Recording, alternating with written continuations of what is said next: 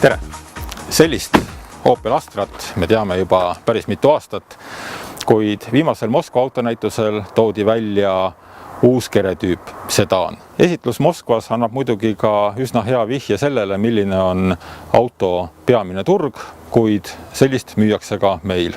Ja seetõttu lähme täna vaatama, mida siis on sedaankerega Astral meile pakkuda.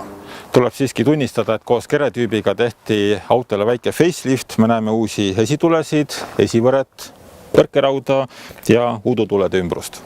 Kuid peamiseks osaks on loomulikult ikkagi see siin ehk siis suur pagasiruum, mida muideks saab lahti ainult kas seest või siis võtmelt nuppu vajutades. Ruumi on siin tegelikult päris piisavalt, 370 liitrit. Kui me laseme tagumiste istmete seljatoed alla, siis võib seda suurendada 795-ni. Paraku ei moodustu siin päris sile põrand, seetõttu väga pikad asjad siia sisse ei mahu. Aga näiteks talvel suuskade paigutamiseks on siin olemas suusaluuk. Kuna sedaani teljevahe on sama, mis luukpäral, siis on ka puudused samad, mis luukpäral. Ehk siis, kui ees istub väga pikk inimene, siis siin taga ei istu mitte kedagi või siis on juhil vedikene ebamugav. Aga siiski keskmiste inimeste puhul, nagu on seal kõrvalistuja pool, saab rahulikult ära sõita. Mainigem veel seda, et pearuumi on siin üleval küll täiesti piisavalt. Küll aga on üldmulje palju dünaamilisem, stiilsem ja ägedam. Mulle selline auto meeldib väga.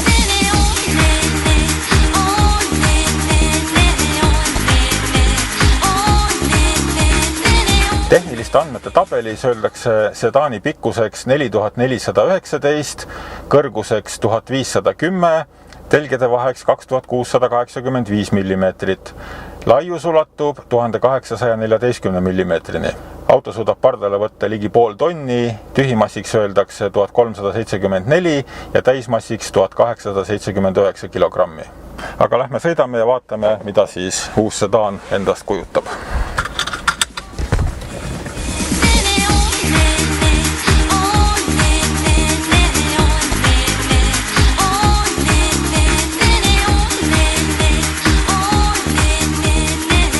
Meie tänasel autol on 1,7 liitrine diiselmootor, muudest jõuallikatest on pakkuda veel 1,3 liitrist diislit ning 1,4 ja 1,6 liitrist bensiinimootorit.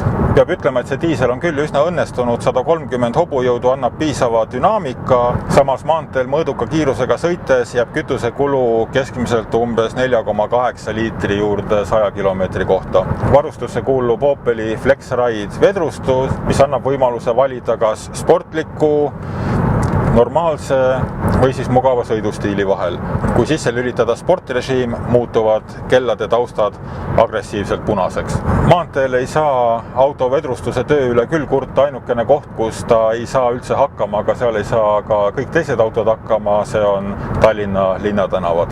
Mis ehk veidi paneb imestama on see, et kui Opel on suutnud Astrate välisdisaini veidikene upgrade'ida ja seda kaasaegsemaks muuta, siis sees on kõik jäänud samaks.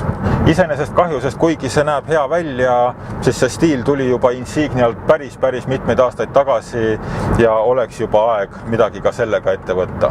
Asi, mille poolest Opel peaaegu kõikidest teistest tootjatest erineb, on see, et keskkonsoolil on väga palju nuppe, sest firma filosoofia ütleb seda, et iga funktsioon peab olema sisse lülitatav eraldi nupu abil. See on iseenesest päris mugav, kuigi esimese ropsuga võtab see nuppude rohkus küll silme eest kirjuks, kuid kui sellega korralikult ära harjuda, siis pärast ümber harjuda on jälle päris keeruline. Aga lõppkokkuvõttes võib ikkagi öelda, et sedaankere annab Astrale päris palju juurde. Mulle isiklikult meeldib selline tüüp palju rohkem kui luukpära või universaal. Kas meil premium segmentidel väikeste eranditega on siis palju universaale või luukpärasid? Ega ikka ei ole küll. Kõik esindusautod on sedaanid. Miks siis mitte väike Opel Astra ei võiks ka segmenteeruda veidikene paremasse seltskonda. Aga meie näeme teiega juba nädala pärast uue autoroolis seniks. Nägemist!